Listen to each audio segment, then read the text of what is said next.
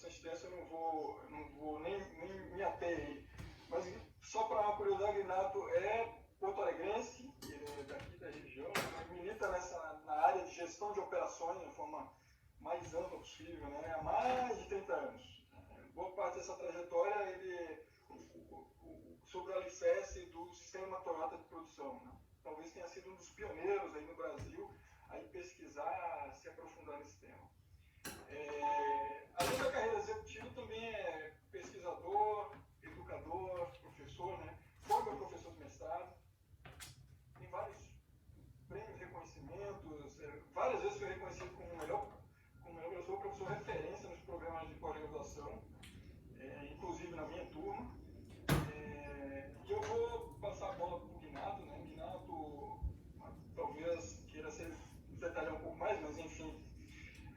Guinato, obrigado por aceitar aí o convite para esse bate-papo, né? É satisfação tê-lo aí conosco nessa manhã fria, mas com um tema tão importante e quente como esse.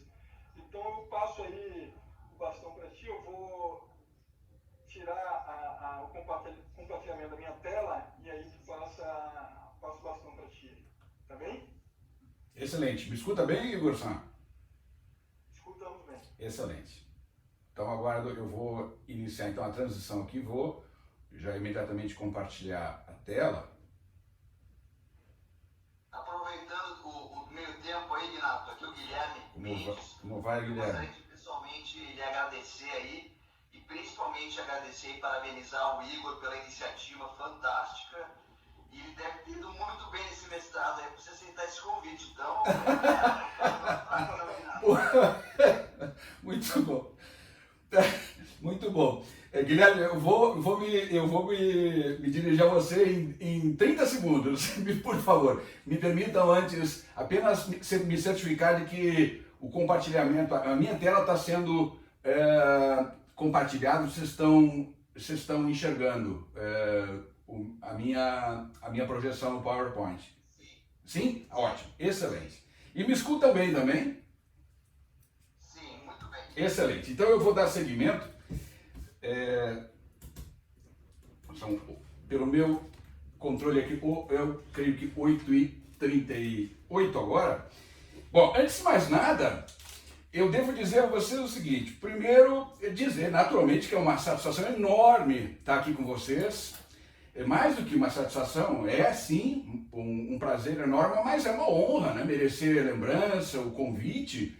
E a reunião de todos vocês, né, as agendas complicadas, tempo nobre, disputado, merecer esse espaço junto a vocês todos é uma honra, tenho certeza disso. Eu queria, na esteira, né, da minha fala, antes de começar a explorar o tema, claro, parabenizar a PPG pela iniciativa, agradecer o convite, e em especial ao Guilherme como General Manager, ao Kendi-san, Igor Kendi-san, que me dirigiu o convite.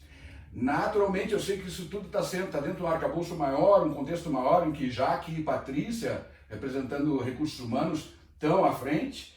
E os agradecimentos a todos os líderes, nos diversos níveis, né, da organização PPG, que estão agora envolvidos conosco e que eventualmente mais à frente vão ser alcançados pelo que aqui a gente vai tratar, ok? Muito obrigado mais uma vez. Bom, sem mais delongas, eu vou direto ao ponto então. Me escutam bem, só confirmando, porque como a gente engrena numa fala, eu tenho receio de eventualmente, por alguma razão técnica, perder conexão e seguir. Então, de vez em quando, me permitam, ainda que pareça um pouquinho, né, desconfortável, mas vez por outra eu vou perguntar se estão me escutando, se estão enxergando a tela compartilhada, ok? Guilherme, tudo certo? Tudo ótimo. Excelente. Obrigado mais uma vez. Imagina, eu que agradeço, sobretudo. Então, seguindo em frente, nós, discutindo com o Kendi-san, nós estivemos conversando nos últimos dias, últimas semanas, sobre essa iniciativa da PPG, e trocando ideias apenas. Então surgiu essa sugestão, né, de nós integrarmos dentro desse movimento maior uma fala específica sobre a questão de um papel importante das lideranças em todos os níveis, que é desenvolver suas equipes. E aí, nós juntos apelidamos, né, essa breve fala aí de pouco mais de meia hora, talvez chegue a 40 minutos, de Hitozukuri, a arte de desenvolver pessoas. Vocês vão entender por que Hitozukuri, eu vou, claro, naturalmente explicar logo na sequência. Então, esse é o mote, né, da nossa fala. Eu vou falar sobre essa arte de desenvolver pessoas que no Japão e sobretudo na Toyota é apelidado de Hitozukuri. Bom, esse é o moto da Toyota. A Toyota tem alguns motos bem importantes, esse é o mais importante de todos eles.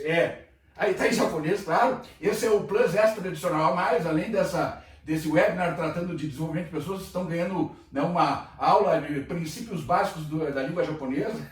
Estou brincando. Obviamente, a gente está vendo ali o moto, né? Monozukuri wa Hitozukuri desu.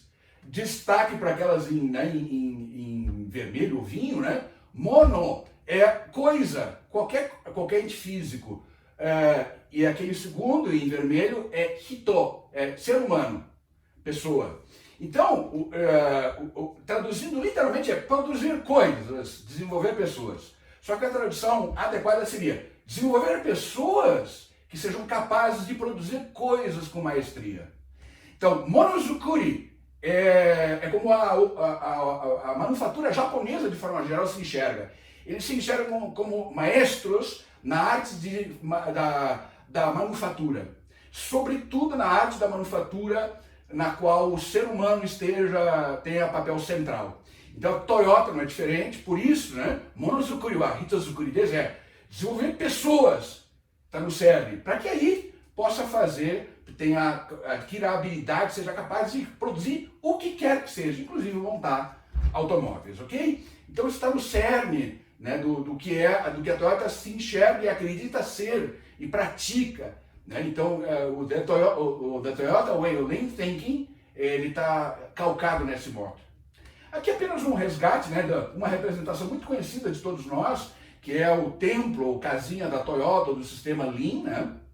Aparece, então, nos mais altos construtos ali, o cliente, ou seja, e os fatores competitivos-chave, né? Não são esses apenas, mas assim, representando simplificadamente, né? É prover o cliente, o mercado de forma geral, com produtos e serviços da mais alta qualidade, o mais rapidamente possível, a preço competitivo. Estão ali nos vértices, né? E aí os pilares que sustentam esse alvo, né? Essa meta, grande meta, é just in time, produto certo, na hora certa, na quantidade certa, e assistente para produto ou serviço, né? Produto ou serviço certo, na quantidade certa, na hora certa, e também da mesma forma suportado por Jidoka. Aqui a gente traduz por autonomação, que é da autonomia. A autonomia a operadores e recursos quaisquer, máquinas, por exemplo, para identificar a normalidade e intervir ao menor sinal dela, atuando corretivamente. Isso está em vinculação direta, né, com a preocupação de zero defeito. E aí nós temos o alicerce, uma série de construtos. Eu emprestei agora, nessa representação desse slide que aparece aí, eu emprestei esse modelo para substituir alguns dos construtos lá na base. Eu não estou aparecendo com construtos de processos estáveis. Eu estou dando ênfase à nossa fala aqui agora, a filosofia da empresa, está no cerne, que é Hitozukuri, desenvolver gente, desenvolver pessoas e equipes excepcionais. Vocês estão vendo que também aparece mais acima um destaque para promover resultados extraordinários com pessoas normais. A Toyota e as empresas, né, que compartilham desse mindset não vão atrás dos brilhantes. Claro que é sempre importante ter a contribuição, né, dos destacados, né, com habilidades especialíssimas, mas as grandes realizações de uma companhia, de uma organização, dependem de resultados extraordinários produzidos por um exército, um time grande, né, de pessoas que obviamente são normais. E aí cabe à organização desenvolver essas habilidades internamente em pessoas normais. Então é isso. A Toyota e o Lean System de forma geral prega isso, né?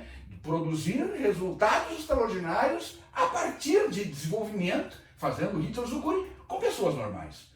Mas aí tem traços específicos, né? Que pessoas normais, que características são essas das pessoas ditas normais que a gente quer trazer dentro da organização. Nós vamos falar um pouquinho disso. Bom, é claro que esse modelo de referência tem uma série de maneiras diferentes vamos dizer assim, de definir, de conceituar. Eu não tenho a pretensão aqui dessa visão mais, vamos dizer assim, conceitual. Mas eu vou dar alguns destaques importantes. Essa é mais uma definição, alguns destaques para algumas características, né, desse modelo. Alguns deles, então destaquei, esses são muito importantes e vão consubstanciar essa nossa fala aqui. Ó. Foco no cliente e na definição do que é valor, sob o ponto de vista do cliente.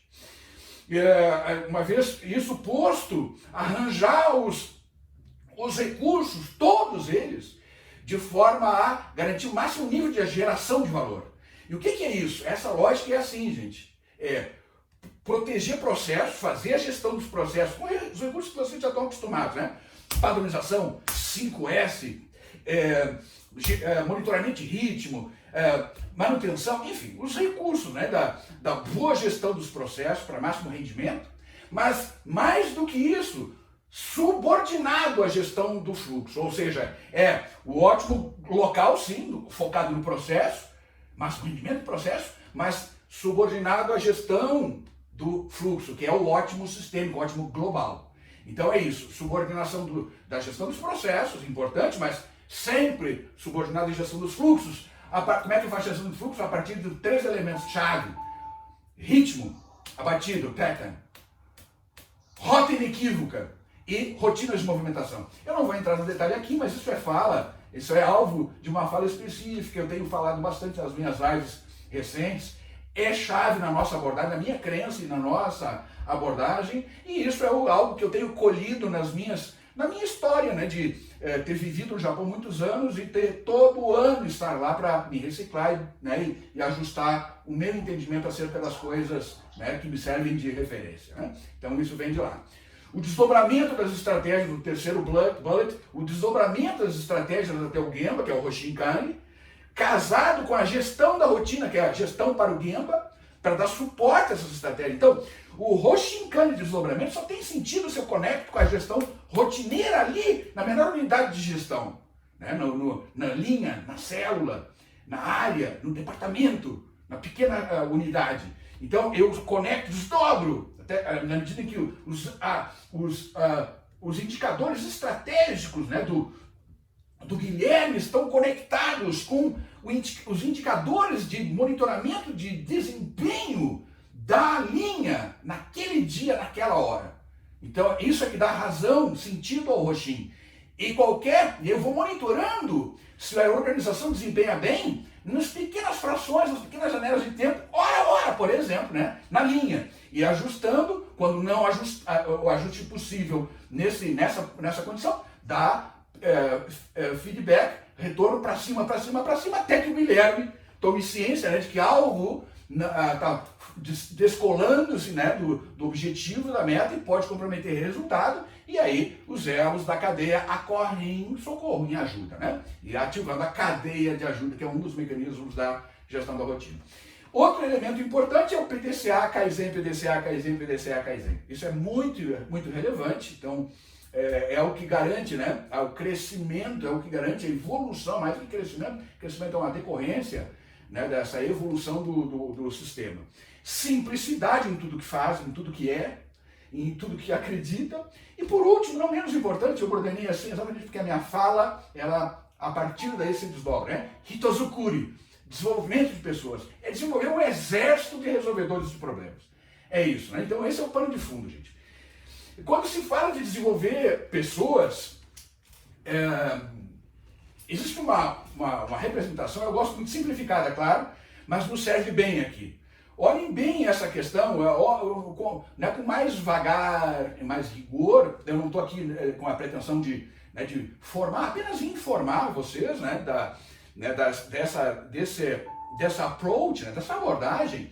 Então eu gosto muito de me servir dessa, que é esse slide que está projetado aqui agora. Olhem só que interessante, né? Quando nós queremos sucesso num processo de transformação, de implementação, de sustentação do desempenho superior, que está lá no topo, né? Sucesso, eu preciso passar por esse caminho. Que começa assim, alguém que instrui, alguém que ensina, na figura, por exemplo, do líder instrutor, que eu vou explorar bastante, o líder instrutor, provendo entendimento para o aprendiz. Então, tudo começa aí. Tudo começa nesse compromisso de prover pleno e total entendimento, né, daquele que está disposto a aprender um novo fazer, uma nova forma de fazer as coisas, um padrão, uma atividade, um trabalho. Então, começa com o compromisso de pleno entendimento. Nós vamos falar muito disso. Como é que eu viabilizo, materializo esse compromisso? O líder, o instrutor, na condição de instrutor, ele se municia do domínio profundo do método de ensino. Como é que eu transfiro esse conhecimento? Como é que eu ensino? O que é esse processo de ensino-aprendizagem? E mais do que isso, profundo domínio do que eu vou ensinar. Se é uma atividade de preenchimento no formulário, profundo domínio de como se faz o preenchimento do formulário e quais são os pontos, o passo a passo importante, quais são os pontos-chave e quais são os riscos. Por exemplo, então, há que estar no lugar, né, na mão do instrutor, pleno domínio de como ensinar, pleno domínio do que vai ser ensinado. Então, isso é o compromisso com pleno entendimento. Uma vez que eu tenho isso posto e eu promovo pleno entendimento, o aprendiz plenamente entendendo quais são os propósitos, como fazer, como executar, os desdobramentos disso, adquiro na sequência, é o que está mais acima, domínio dessa nova forma de fazer as coisas. Dominou, confiou nesse método novo, nesse novo padrão. E aí está, obviamente, conscientemente, fazendo uma opção por abandonar a condição original, a forma como fazia anteriormente, a ponto de dizer, puxa vida, como é que até ontem eu fazia daquela maneira? Puxa vida, essa é a melhor maneira de fazer, de fato, inequivocamente, né? Então, entendimento, domínio, confiança no método. Confiança no método implica, na sequência, cumprimento do padrão. Porque se eu confio neste padrão, nessa nova forma de fazer, para benefício, né, meu como executor, para benefício de onde eu estou inserido, eu vou cumprir com esse novo padrão. E aí é o que a gente interpreta como uma disciplina, né, no cumprimento do padrão, e aí é sucesso na certa. Eu estou chamando a atenção disso, e tem destaque eles também na palavra disciplina, porque muito frequentemente, gente, o que eu tenho visto, mas em tudo quanto é canto, desculpe a minha linguagem simplória, é assim, ó, pessoal, às vezes as coisas saem, descolam-se do planejado, a gente não tem sucesso na implementação de uma mudança, os padrões não estão em uso, as coisas não estão funcionando conforme o plano original, e nós imediatamente apontamos o dedo para o executor. Olha aí, o pessoal aqui em disciplina, viu, Guilherme? Esse negócio funciona bem no Japão, lá os caras são disciplinadinhos, o japonês é disciplinadinho. Aqui não funciona, latino, sabe como é que é? Brasileiro, então isso, eu gosto de dar o jeitinho. Então esse é um grande equívoco, porque 99% das ocorrências, né, desse descolamento, a origem do descolamento, não é deliberada decisão de não vou fazer. Não vou utilizar o padrão, vou voltar à forma anterior, vou fazer diferente. Não é isso. É porque esse processo não foi sólido o bastante. Não houve entendimento, portanto não houve domínio. Não havendo domínio, não há confiança. Não havendo confiança, não há, obviamente, como manter cumprimento a esse padrão. Entenderam? A gente sempre está no cerne dos equívocos. Primeiro de atribuição, né, de por que das coisas não darem certo. Isso é a primeira questão. E segundo do peso que se dá para esse primeiro nível lá de prover pleno entendimento. Depende fundamentalmente desse compromisso de quem está instruindo, frente ao aprendiz, dominar a forma como vai ensinar, aplicar, e dominar aquilo, a essência do que vai ser ensinado. Ok? Esse é chave. E por isso que eu estou, me desculpem, me estendendo um pouquinho mais aqui. Bom, outra questão importante, né, que isso aplica a todos nós, na condição de instrutor, mas sobretudo na condição de aprendiz, mas porque nós todos, né, em todos os momentos da nossa vida, as coisas, nós nos colocamos assim, né, nessas duas posições, de aprendiz e de instrutor. Então, nós sempre estamos assim. Por vezes, no mesmo momento, esses papéis concomitantemente se manifestando. Mas então o que eu quero dizer aqui é, para que a gente possa ensinar e preparar-se para instruir, cumprir com a função de líder, instrutor, aquele que desenvolve, né, o seu time, precisa antes aprender. Porque para aprender, porque para dominar método de ensino, para dominar método, né, de trabalho que eu vou ensinar, eu preciso antes aprender. Então eu preciso ter noção desse caminho. O que caminho é esse? É o que os japoneses denominam, eu aprendi lá, eu vivi muitos anos lá, isso para mim é profundo. A minha forma de enxergar as coisas, obviamente, muito longe, né, do que obviamente um japonês seria capaz, né, de introjetar, mas eu faço um esforço grande para ter sempre presente isso. É o shuhari. O que é o shuhari? Shuhari é shu, cumprir, ha, romper, ri, superar. Então é uma forma, é um modelo de aprendizagem lá das artes marciais, mas que muito se aplica ao nosso meio. Porque assim, é a forma, é o caminho para até chegar no domínio pleno do conhecimento, no domínio pleno, né, do fazer. Como é que isso? Mas tem um passo a passo e muito importante. E eu vou exemplificar por que isso aqui é fundamental. Começa com cumprir, shu, é o momento da humildade para obedecer aos principais pontos que devem ser seguidos. É confiar no líder instrutor. Confiar no líder executor e executar precisamente conforme as orientações. Então eu foco em seguir as técnicas já validadas por quem domina e quem está instruindo, né? Pelo sensei, aquele que veio antes, aquele que tem mais experiência e conhecimento do que nós. Então é baixar a guarda. Isso é muito importante. Vocês vão lembrar, eu não vou me estender aqui, mas no nosso site, depois o Kendi-san tem tudo isso. Tem uns vídeos que ilustram bem isso, os vídeos, né, deles, eu lá no Japão, trabalhando com eles nesse processo, e eles aplicando o Shuhari no dojo, né, no centro de treinamento. Tem um outro clássico, conhecido de todos vocês, o filme Karate Kid, onde o Takeru-san e o Miyagi-sensei interagem. O Miyagi-sensei na veia está aplicando o Shuhari. E aí o Daniel-san, inconformado, né? Por que ele tem que pintar cerca? Por que ele tem que ilustrar o chão? E aí ele não sabe ainda, ele está na fase Shu, faça. Tem um propósito isso. O Miyagi-sensei sabia do propósito. E aí, eu não vou me estender, mas assistam esse trecho do vídeo, está lá no nosso site, especificamente esse trecho para ilustrar o Shuhari, sobretudo esse estágio do Shu, humildade. Baixa a guarda. Quando a gente vai aprender algo, a gente tem a inclinação de, quando não entende, né, que esse é um processo importante, não, mas por que é assim? Não, mas eu não sei, mas podia fazer diferente, não é o momento. Haverá esse momento sim, mas mais à frente. Primeiro, baixa a guarda, humildade para entender que aquilo está validado, que a quem está nos ensinando está na melhor das intenções, na melhor condição para nos ensinar. Baixa a guarda, repita, repita, repita. Aí sim, o que vai acontecer na sequência? Aí é importante começar a quebrar pouco a pouco as regras, né, o método, de forma que o conhecimento já se incorpora. E aquela repetição já deu condição de domínio fluido pleno. E aí mais à frente o Uri, que é superar, desafiar, challenge, é aí que você faz as questões, é aí que você propõe melhoria, é aí que aparece o Kaizen, é aí que aparece, sobretudo, o Karikaku, rompimento, breakthrough, é inovação. É no nível do Uri. Mas não pode jamais querer fazer, né, rompimento, breakthrough, antes de dominar o que é básico. Ok, gente? Então, tá fazendo sentido, Guilherme Sá, tá fazendo sentido? Muitíssimo sentido. Muito obrigado.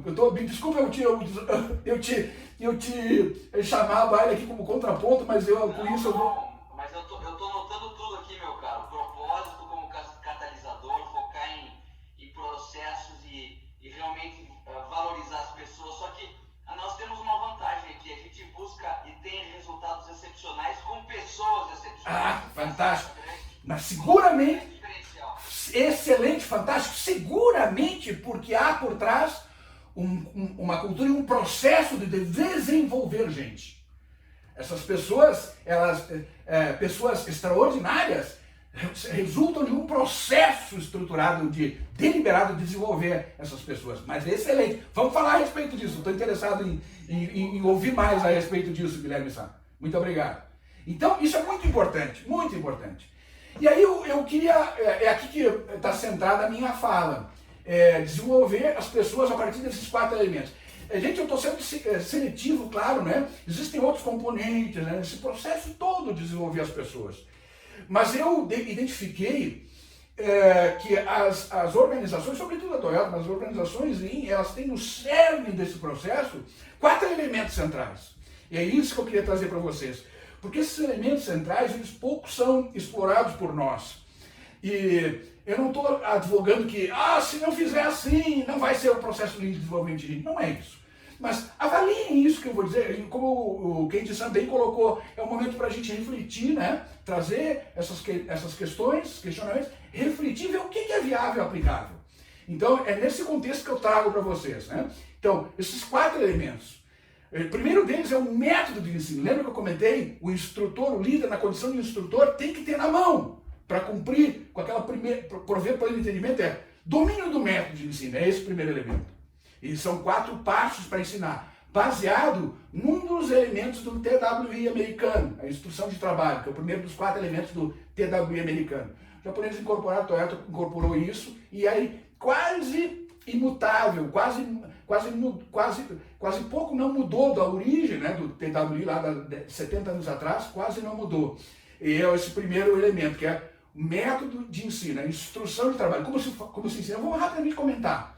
E como eu disse, esse material eu tenho todo à disposição de vocês, se quiserem depois explorar, eu mando adicionalmente a apostila desse nosso workshop, que é um módulo de treinamento, enfim, eu só vou fazer referência aqui, inclusive provavelmente no próximo slide. O segundo elemento, dojo. O dojo é o local em condições controladas no qual eu tento reproduzir tanto quanto possível as condições do Gemba, né? As condições reais da operação. É onde eu vou aprender e dominar o método de execução do trabalho. Eu posso ainda não ter vamos dizer assim, as habilidades requeridas para realizar na velocidade, na fluidez que se espera, né, quando em curso.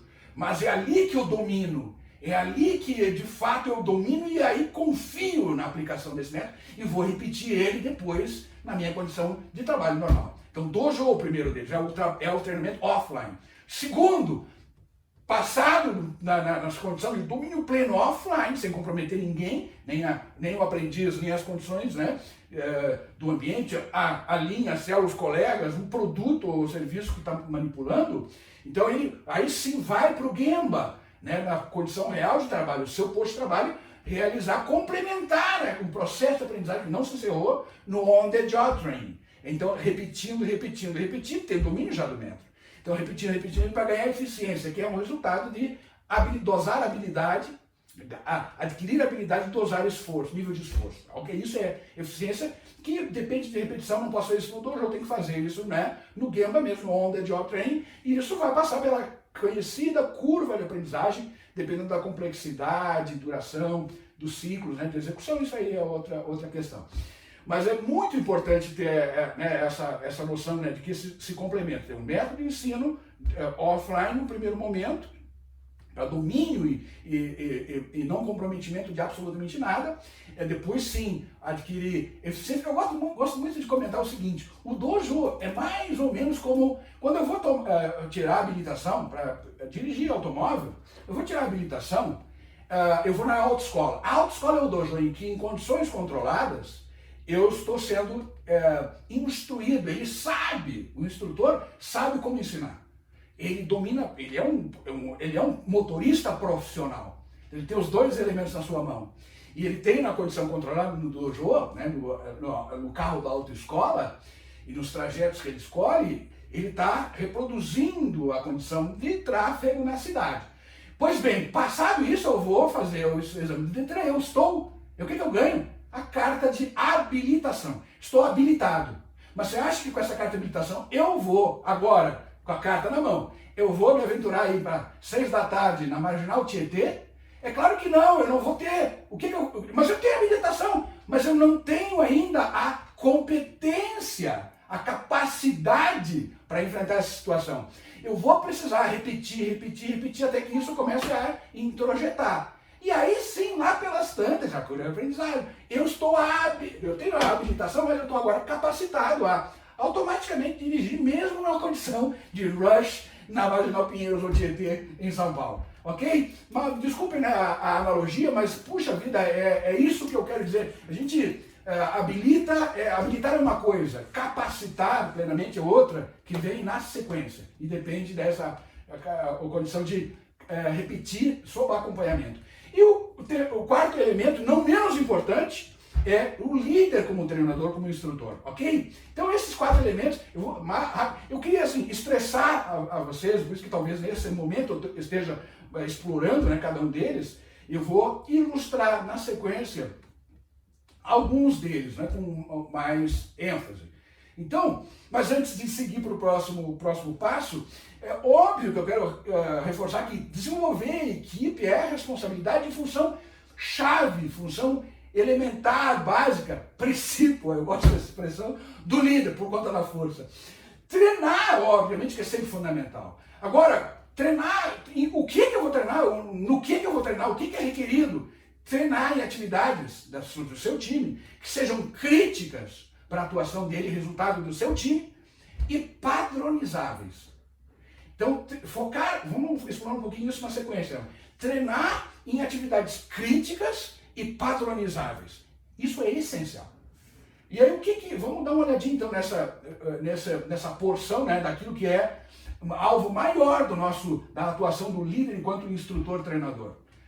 Bom, eu comentei aqui que o método de trabalho é importante, né, na mão do instrutor, então eu só fazendo uma referência rápida. Isso eu não vou explorar aqui, como eu disse, isso requer aí pelo menos 8 horas da gente discutindo e experimentando, né, que é a método de instrução de trabalho. São 4 passos baseados no PDCA. Então aqui está destacado já. Preparar o aprendiz no local, tem uma série de dicas e de instruções para isso, muito práticas, não tem nada de tecnologia de fabricação de foguetes, nada de NASA aqui, é pão, queijo, muito simples, muito objetivo, prático. Então, preparar o aprendiz no local, apresentar a operação, o instrutor tem que ter o domínio pleno do que vai ensinar, porque essa apresentação da operação ele vai verbalizar, ele vai apresentar e vai fazer executar. Então é muito importante esse domínio, esse segundo elemento, esse segundo passo é muito importante. Depois ele vai dar a oportunidade do aprendiz começar a se apropriar, experimentando, fazendo, só orientação estrita. E depois, no Gemba, lá no On The Job Training, acompanhar e validar. Está capacitado. Habilitado esteve no Dojo, agora está capacitado no Gemba, no On The Job Training. Ok? Então, existe um lema nesse contexto, né, gente, que obviamente para nós, e para mim como consultor, então, professor que sou há mais de 30 anos, lema, puxa vida, assim, que corre nas minhas veias, se o aprendiz não aprendeu, então o instrutor não ensinou, ou falhou em ensinar. Então, por isso que eu disse, isso decorre do senso de que a responsabilidade principal, básica do líder, é desenvolver a sua equipe. É claro que a gente tem uma série de outras responsabilidades, com todo respeito a todas as outras atribuições e responsabilidades que a gente tem de prestar contas, de participar de reunião, de elaborar relatório, de interagir com pares. Tudo isso é muito importante. E com todo respeito a essas outras atribuições, são secundárias. Porque a atividade e a responsabilidade maior é desenvolver o seu time. Ponto. Então tem que se colocar nessa perspectiva. Por isso, se esse é o mindset, esse é o entendimento da coisa, se o aprendiz não aprendeu, se algo, é indisciplinado, indisciplinado, eu falo, não está de acordo com o padrão, vou olhar para meu método de ensino, como é que foi que ele aprendeu, onde é que falhou, será que de fato ele entendeu, será que dominou, será que confia, e por que está, tem algum problema na execução? Se ele confia, tem um problema na execução, tem uma falha, essencialmente ele tem que buscar uma resposta num processo de ensino-aprendizagem. Então, por isso desse lema. Eu não vou explorar isso aqui, depois esse material está à disposição de vocês em seguida, com outras ilustrações, claro, mas eu queria mostrar para vocês como isso é uma expressão da importância desse primeiro elemento, que é o método de ensino, isso é algo que o instrutor se serve, tem que construir, se ele domina o que vai ensinar, ele precisa ter o domínio a ponto de poder construir o que a gente chama de folha de detalhamento do trabalho. Isso é um script, é um roteiro, não é para mostrar para o... Isso não é instrução do trabalho, não é para mostrar para o aprendiz. Ó, tá aqui, você vai fazer conforme isso aqui. Não, isso aqui é o script dele, que ele nem mostra para o aprendiz. Isso é o roteiro dele, como é que ele vai conduzir, o que ele vai chamar a atenção. Então, me permitam, não vou discorrer toda, né, essa folha de detalhamento, ela está simplificada aqui, é fora do nosso contexto, exatamente para mostrar como isso funciona em qualquer contexto, gente. Sem injeção que um auxiliar de enfermagem, um enfermeiro, faz de contraste na veia de um paciente que vai, na sequência, se submeter a um exame por imagem, diagnóstico por imagem, tomografia computadorizada, por exemplo. Então, ele vai injetar o contraste na veia, né, para depois o tomógrafo, o cintilógrafo detectar como é que está a circulação, enfim. Então, passos importantes, são 9 passos importantes, né, desde a aplicação do torniquete até remoção do esparadrapo, eu não vou passar por todos eles, mas olha que interessante o que o roteiro, essa folha oferece para o instrutor. Isso é a expressão do domínio dele. Isso é a facilitação desse processo de instrução. Então, ele definiu, ele executou, isso é um processo de retaguarda que o instrutor está fazendo. Então, passo importante, aplicar torniquete, selecionar a veia, vai-se embora. Deixa eu destacar aqui, eu vou dar um destaque. E aí tem o passo importante, o ponto-chave relacionado a cada passo, por que é importante, e qual é a razão, né, daquele ponto-chave. Qual a razão do ponto-chave? Então, vou pegar apenas 2, né? Aplicar o torniquete é um passo importante. Cada passo importante é um momento específico onde o trabalho está sendo transformado em termos de valor, né? Então é uma evolução importante, está posto ali. Então deixa eu pegar esses 2 exemplos, talvez só o primeiro. Aplicar torniquete. Qual é o ponto-chave aqui? Pressionar de forma a aumentar o tamanho da veia, visualmente. Qual é a razão de aumentar o tamanho da veia? Para destacar a melhor veia. E eu não vou seguir, mas percebam, por exemplo, no terceiro, limpar a área com gás em álcool. Qual é o ponto-chave deste limpeza do local com gás embebido em álcool? Tem que deixar o álcool secar ao ar. Por que isso é ponto-chave? Porque causa dor quando ainda úmido. Quando ele espeta a agulha, causa dor, desconforto e reação no paciente. Isso é péssimo para o processo. E para o paciente, mais ainda, potencialmente. Vocês me entenderam, assim, que isso é um instrumento poderosíssimo do processo de ensino-aprendizagem, e isso é o roteiro, o script que possibilita, então, o instrutor melhor cumprir esse papel.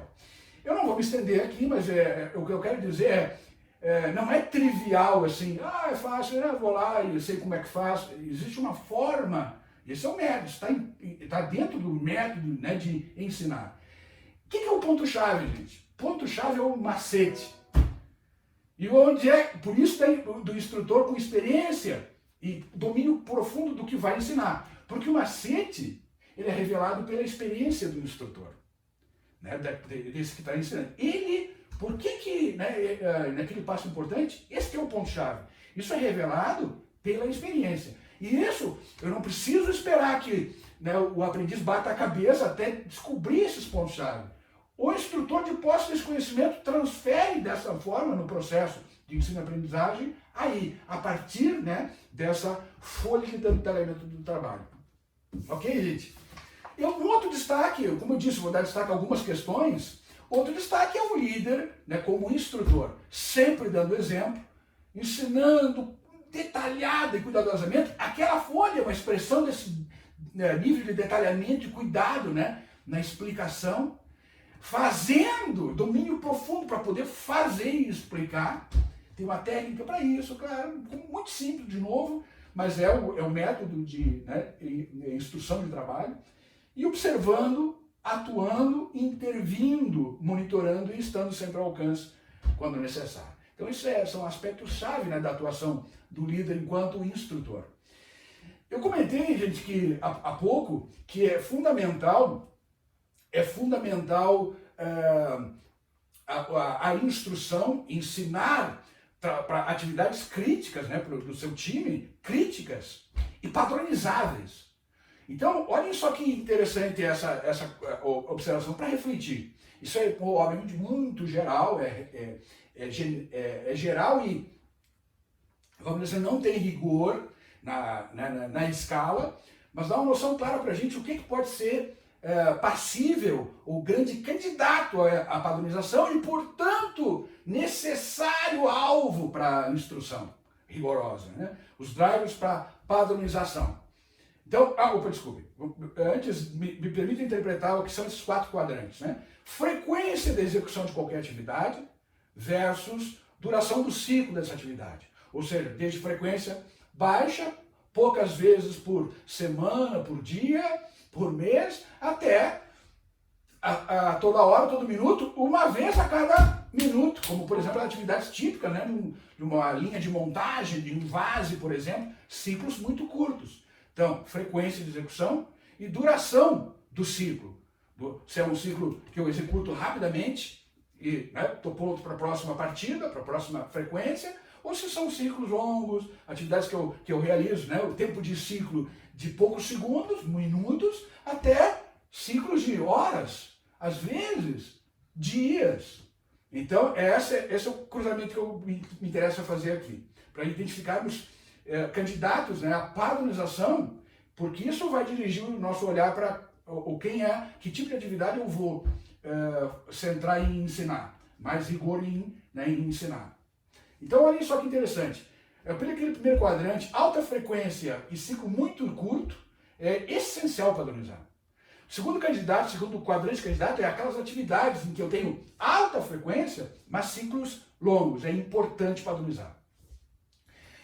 Terceiro candidato é onde eu tenho frequência baixa, mas os ciclos são longos. Isso implica alguma complexidade, né, no sequenciamento, manutenção do sequenciamento. Porque é longo e eu faço com pouca frequência, e isso foge do HD, da memória de curto alcance, né? E o último quadrante, o quarto, é dispensável padronizar por conta de baixo impacto. Ok? Então vamos dar uma relacionada com as atividades típicas.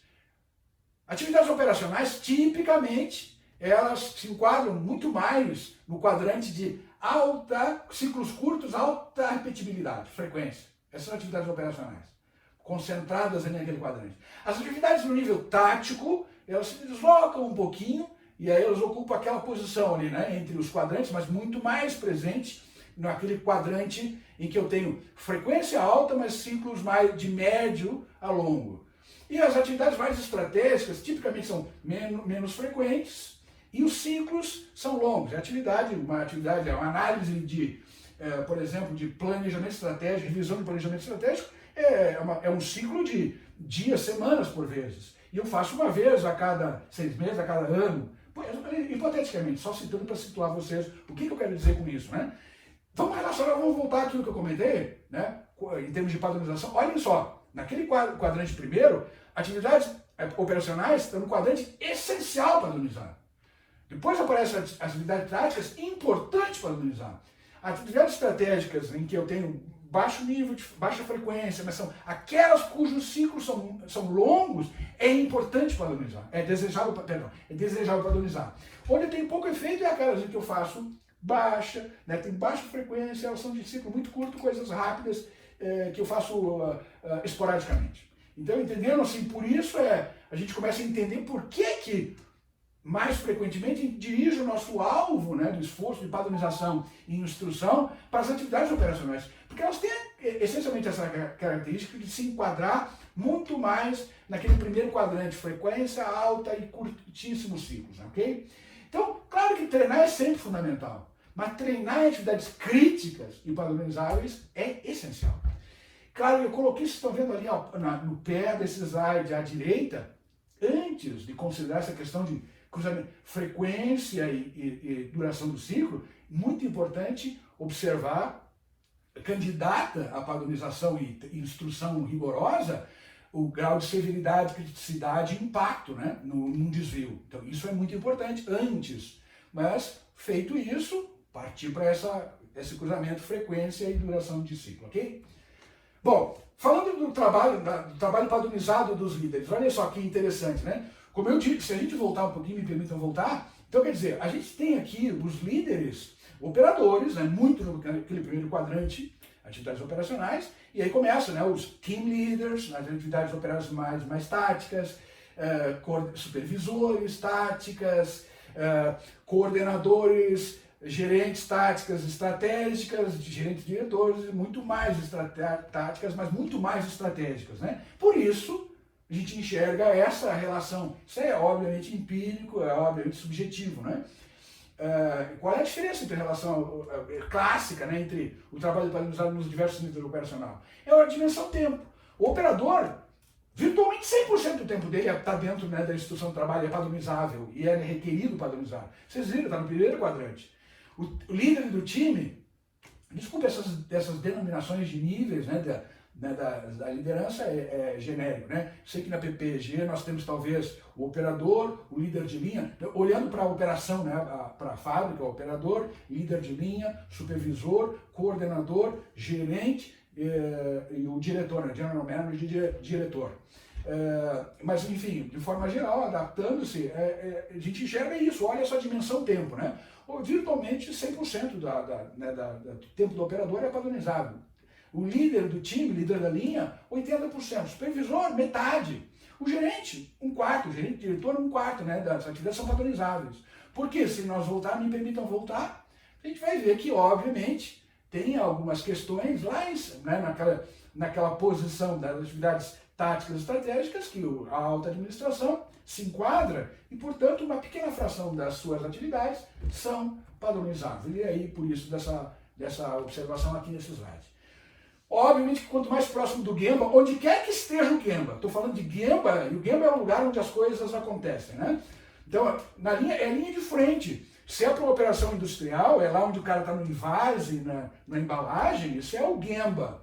Se é numa operação na área de vendas, é onde o cara está fazendo a exposição indo mais à frente, né? Fora da operação PPG, mas no parceiro, é onde o cara está fazendo a exposição, né, do produto na gôndola, é onde, mais na retaguarda, é onde o pessoal está no call center atendendo, é onde o vendedor está pondo o pedido, é onde o pessoal da programação, isso é linha de frente, né? Então, quanto mais na linha de frente, mais estruturado é o trabalho padronizado, né? Então, isso reflete esse impacto, né, em quanto por cento do tempo ele acaba sendo padronizável e deve ser padronizável.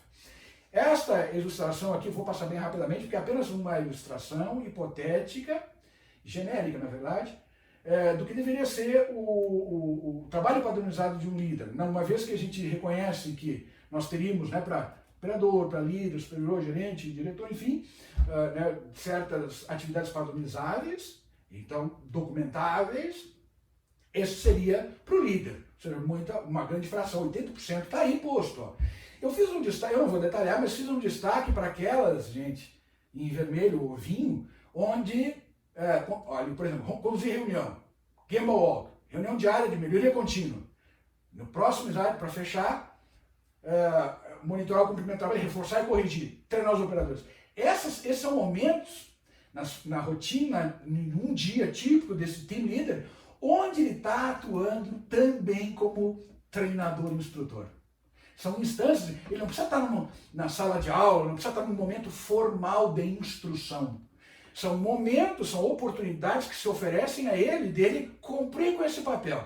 Uma vez que ele tem domínio do método de instrução e domínio do que vai ser ensinado, estes momentos, em reunião de início de turno, quando ele está interagindo com o time, fazendo um Gemba Walk com o supervisor dele, né, e com o envolvimento da cadeia de ajuda, na reunião diária de melhoria contínua, resolução de problema, aplicação do MIASP, a trilha de solução de problema, quando ele está monitorando o desempenho e atuando, corrigindo, instruindo, e quando ele está formalmente e treinando, né, o operador, seja no dojo, seja o on-the-job training. Então, isso aqui eu queria retratar assim, que uma vez que você tem a noção, né, tem isso, ok, tá no mindset, e eu tenho domínio, né, essa abordagem, tenho comigo a necessidade de ter domínio do método, daquilo que eu vou ensinar, em todos esses momentos eu devo estar exercitando isso. É isso que eu quis destacar. Bom, então, Hitozukuri, desenvolver pessoas, eu dei a ênfase, né, para o trabalho, ensinar o trabalho operacional. Mas não se resume a isso, claro, né? Envolve ensinar o trabalho operacional, claro, mas seguir e melhorar padrões. Lembra? Shuhari, de seguir e melhorar padrões, resolver problemas e trabalhar em equipe. Isso tudo somado compõe também a cultura da empresa. Para concluir, eu já fui muito além do que deveria. Eu tive a sorte de o Guilherme não cortar o meu microfone. Desculpe, Guilherme. Imagina! Vai, tá ótimo. Para concluir, Guilherme, eu queria dizer que é fundamental entender esse processo de transformação e desenvolvimento, né? Que parte disso, né? Aquele slide bem no início, né? Noção de entendimento, pleno entendimento de quem vai aprender. Isso é função básica, né, do líder instrutor, dominando o método de ensino, dominando o que vai ensinar. Aí sim, ter pleno entendimento, dominando, confiar, cumprir o padrão. Isso é sucesso na certa. Isso tem que ser dominado e tem que ser praticado diuturnamente, não tem conversa, é inescapável. Isso está na essência disso tudo. Sem isso, nada disso que eu estou colocando e defendendo se justifica. O papel central determinado do líder, como agente de mudança e no desenvolvimento das pessoas, e fazer um esforço, né, para criar esse ambiente, né, em que as pessoas estejam motivadas o tempo todo, né, para se desenvolverem, serem alvo, né, desse processo de ensino-aprendizagem. Né? E aí os elementos-chave, como eu já estressei, né, mas talvez tentei enfatizar, foi os 4 elementos para desenvolver gente. Né? Os 4 elementos do Hitozukuri. Método para ensinar. O dojo, offline, quando aplicável, quando possível. E a gente se surpreende, gente, como isso é viável e possível. Mesmo em circunstâncias, não, mas isso aí não precisa. Renato, isso aí não tem nem como fazer. Isso aí vale para a fábrica, para a linha de invase. Aqui, nosso trabalho é de processamento. Processamento de pedido. E aquela estaçãozinha aqui, não dá para estabelecer uma estação piloto aqui em que, sem interferência, eu testo preenchimento, né, dos pedidos, a recepção de pedido, enfim, for offline, sem o risco de botar pedido errado. Desculpem, eu estou tentando exemplificar, só para dar noção a gente que dojo, esse negócio é coisa de japonês. Não é coisa de japonês. É impressionante o alcance, o impacto positivo que isso tem quando diligentemente aplicado. O on-the-job training, e eu coloco isso, gente, porque muito frequentemente a gente não tem um método na mão, não tem o líder cumprindo a sua função, e aí a gente joga o aprendiz no Gemba, seja no escritório, seja lá na linha de frente vendendo, seja invasando, seja produzindo, misturando, o que quer que seja. Joga lá, não, vai aprender se está de boas mãos, porque o chefe aí conhece bem, e tem uns caras aí que são sêniores aí, os caras vão te dar cobertura. Cara, isso é um risco violento, né? E bom, daí se explica uma série de problemas que a gente tem na operação, né? Na operação mesmo, no dia a dia, em vários aspectos. Não posso desdobrar isso aqui, nessas considerações, mas quem sabe a gente, num outro momento, possa discutir a respeito dos impactos e desdobramentos negativos quando a gente, né, assim procede, né? Coloca no Gemba e aí, vamos lá, aqui é on-the-job training, isso não é on-the-job training. E o líder como treinador, os 4 elementos, né? Bom, aqui eu me despeço. Eu tenho alguns outros slides que depois estão aqui para nos ajudar, né, por onde começar e o que é que me possibilitaria criar um ambiente, né, Hitozukuri, mas eu vou, desculpem, perdão, eu vou finalizar aqui e se houver espaço, disposição de vocês todos, né, para a gente ainda conversar um pouquinho, eu estou à disposição. Guilherme-san, mais uma vez, Kenti-san também, os demais colegas, Jaque, Patrícia, todos os demais que nos acompanham, muitíssimo obrigado. E obrigado, sobretudo, por terem me permitido avançar além do que eu provavelmente deveria. Guilherme. Excelente, muito obrigado mais uma vez. Eu fiz muitas referências aí aos meus anos de judô, e o dojo era onde você aprendia, que era no tatame, né? E tudo para não precisar usar no Gemba, que é a rua, né? Exatamente. Então, e o papel do líder como exemplo e as metodologias de aprendizagem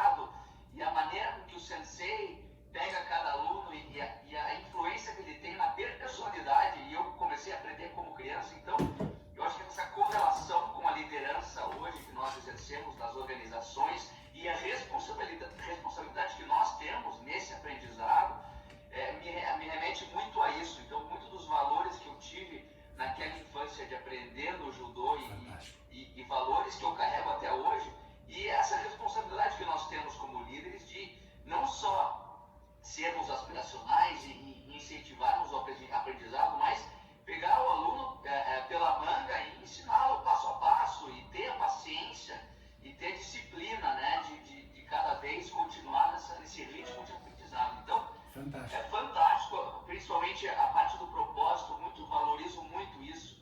O propósito sendo o catalisador, as pessoas entendendo as razões pelas quais a gente está fazendo aquilo juntos e como um time, a importância do líder gerar mudança. Isso a gente fez incansavelmente, todos nós aqui como líderes, desde que a gente começou essa jornada juntos, sabe, Renato? A gente mudou a empresa como liderança aos poucos, mas consistentemente, caminhando com dando os mesmos exemplos e muito em cima dos mesmos valores. E a gente está conseguindo muito o sucesso em virtude disso, Fantástico. sabe? Então, Fantástico. muito alinhado, excelente, bem colocado, super didático. Fiquei bem. Vou acessar as suas redes sociais aí, sem dúvida vou continuar em contato. Vou ficar extremamente lisonjeado. Guilherme Missan, muitíssimo obrigado. Eu queria reforçar o ponto aqui, a Patrícia, do Guilherme, porque eu acho que, para mim, um dos pontos principais é o link com o propósito, né? A gente está tratando de seres humanos e não robôs, né?